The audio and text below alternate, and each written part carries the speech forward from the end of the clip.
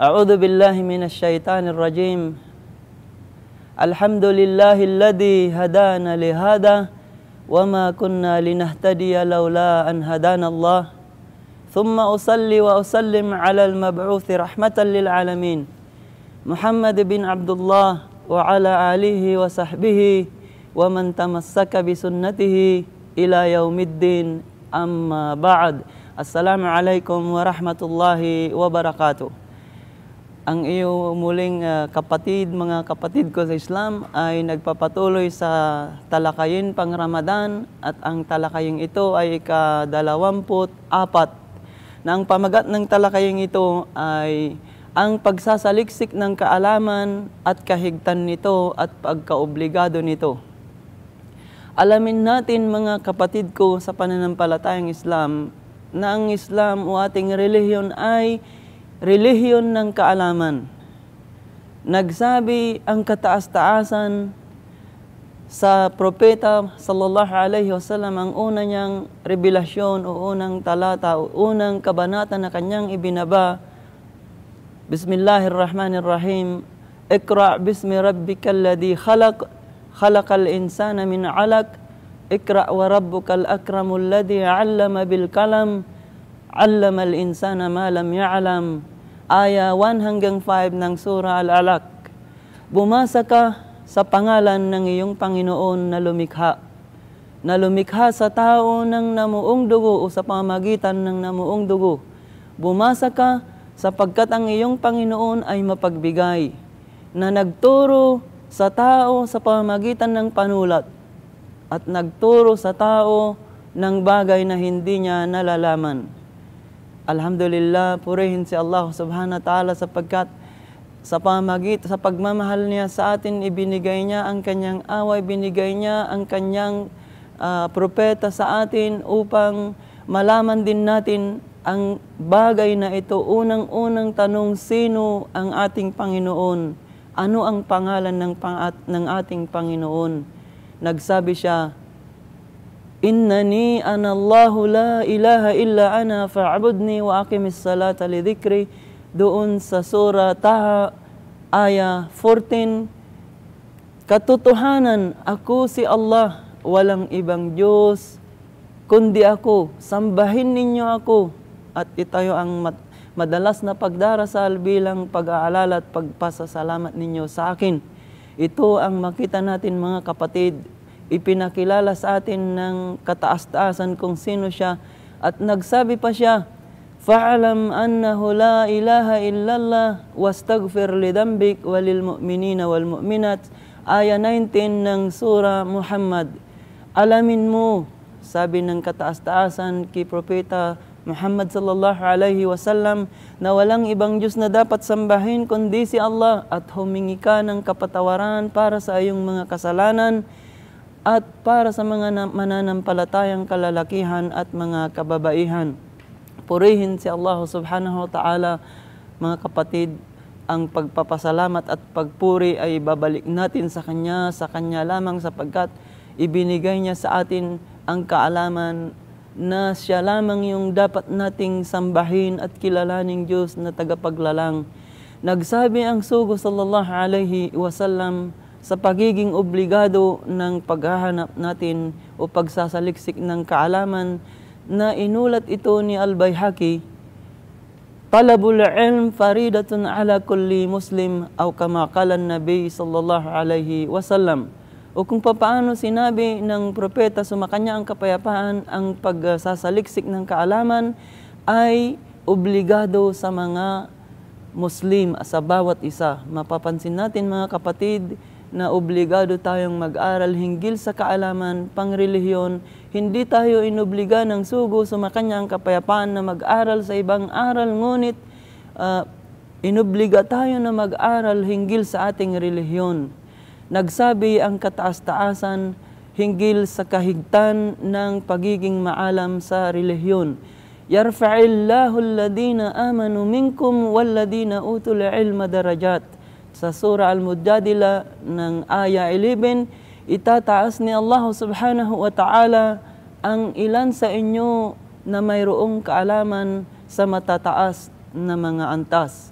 purihin si Allah subhanahu wa ta'ala. Dito sa mundo, maging sa kabilang buhay, makikita natin mga kapatid, hinggil sa aral na ating napapag-alaman, na itataas ang mayroong kaalaman. Nagsabi pa ang kataas-taasan, Kul hal yastawil ladina ya'lamuna wal ladina la ya'lamun. Kaputol ng Surah Az-Zumar, aya 9, sabihin mo, magkaparihas ba ang mga taong mayroong kaalaman sa mga taong walang nalalaman? Tsak na hindi, mga kapatid.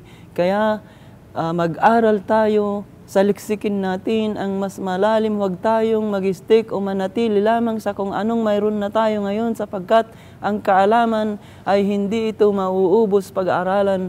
Nagsabi pa ang kataas-taasan, Innama yakhshallaha min ibadihi al-ulama. Surah Fatir, aya 28. At higit na mayroong takot o higit na makakasamba kay Allah subhanahu wa ta'ala ay siyang yaong mga taong mayroong kaalaman.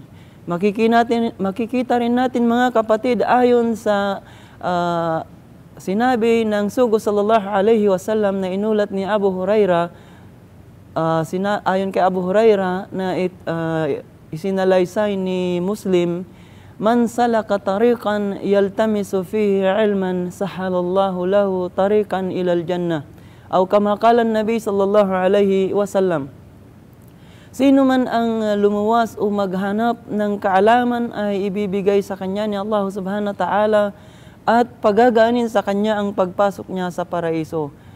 Tsak naman, mga kapatid, kapag mayroon tayong kaalaman ay mapapagaan sa atin insyaAllah na makakapasok sa paraiso, sapagkat mas madami tayong maisagawang kabutihan, mas madami tayong magawang gawain pagsamba upang umani ng kabutihan, upang makakapagpadali sa atin na pumasok sa paraiso. Nagsabi rin ang isang si Al-Imam Ash-Shafi'i hinggil sa kaalaman, Al-ilmu killan sayakunu jabalan, wal ilmu kittan sayakunu nahran. Na ang pag-aaral sa kaalaman, kahit paunti-unti ngunit tuloy-tuloy, ay mangyari itong gabundok sa dami. Ibig sabihin, maraming kaalaman kapag tuloy-tuloy ang pag-aaral natin. At ang karugtong niya, at kung mag-aaral ka ay paputol-putol, ay sabi niya, mangyari itong katulad ng ilog na minsan ay natutuyuan. Ganyan nila ipinahalin tulad ang mga sahaba na ito, ang mga katulad ng tabi'in na taga-sunod na ito, ang pag-aaral ng kaalaman na minsan ay natutuyuan o minsan naman ay pagkay patuloy-tuloy na mag-aral, gabundok sa dami ng iyong kaalaman. Kaya naman, mga kapatid, pahalagahan natin ang kaalaman at lalong-lalo na yung Quran, sapagkat dito ang pinakaunang basihan ng kaalaman natin sa relihiyon nating Islam. At nagsabi si Propeta Muhammad sallallahu alaihi wasallam ayon kay Uthman ibn Affan radiyallahu anhu, kalugdan siya ni Allah subhanahu wa ta'ala, sa ulat ni na Bukhari at Muslim, khairukum man ta'allama al-Qur'ana wa 'allamahu. O kama qala Nabi sallallahu alaihi wasallam, ang pinakamainam sa inyo ay siyang nag-aaral sa Quran o ng Quran at kanya itong itinuturo rin sa kapwa niya, sa mga Muslim. Alhamdulillah, kapag tayo ay mayroong kaalaman, magkakakuha tayo ng maraming kabutihan, inshallah, mga kapatid. Alam natin ang kaalaman ay ito yung magbibigay sa atin ng magandang kalalabasan bilang isang Muslim. At ang masasabi ko, inshallah, ay ipinapayo ko sa inyo at sa aking sarili na mag-aral tayo ng kaalaman. Ang malaking pagkaiba ng kaalaman sa iba pa ay katulad ng isang masunurin o maalam, mas maganda na piliin natin yung isang maalam. Ano nga ba, kapatid, ang dahilan kung bakit hindi ka nakakapag-aral ng kaalaman o nakakapagsaliksik ng kaalaman? Nang dahil ba sa kayamanan? Ang dalawang katagang ito ay magkaparehas lang naman, ngunit napakalaki ang pagkaiba. Sapagkat ang kaalaman o ang kayamanan ay ikaw mismo ang mag-aalaga nito para hindi mawala. Subalit, ang kaalaman ay ikaw mismo ang kanyang aalagaan, nang sa gayon ay hindi ka mawala sa landas ni Allah subhanahu wa ta'ala. Alhamdulillah, purihin si Allah subhanahu wa ta'ala. Alhamdulillahi rabbil alamin wa sallallahu wa sallam wa baraka ala nabiyyina Muhammad. Assalamualaikum warahmatullahi ta'ala wabarakatuhu.